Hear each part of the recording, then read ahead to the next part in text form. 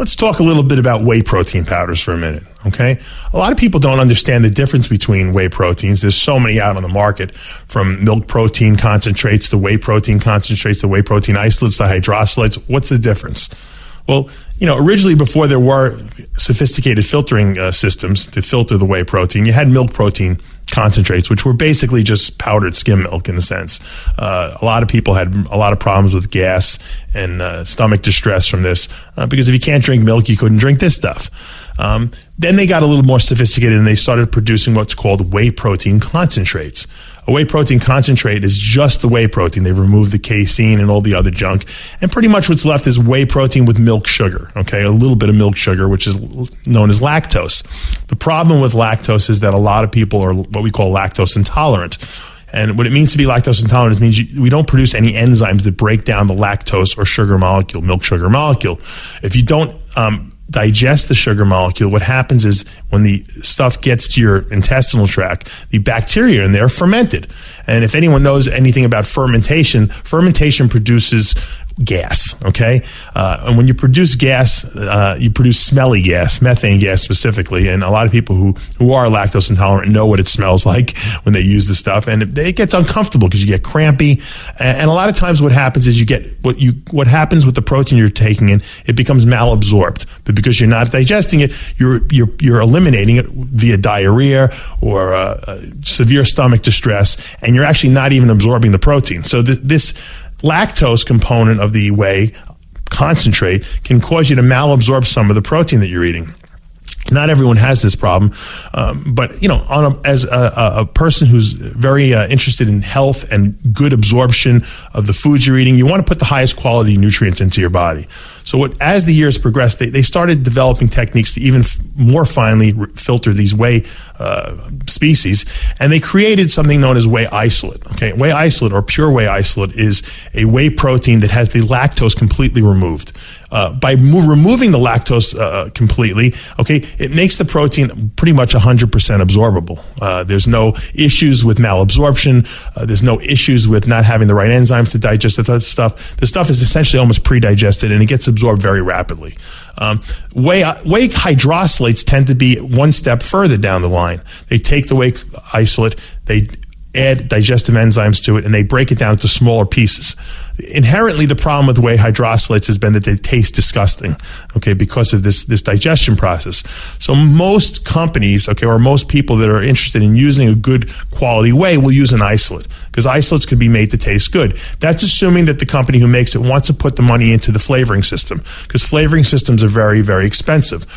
Being a professional bodybuilder for myself for many years, being a person who is in the industry at the highest level, and wanting to get the best out of the products that I use, I always wanted to use a good whey isolate. And I always wanted something that tasted good, because let's face it, if you're going to take in a shake 2 to 4 times a day, you don't want to taste something that tastes like battery acid, because it's just not going to be tolerable after a while. And ultimately, you're going to fail in reproducing these shakes every day.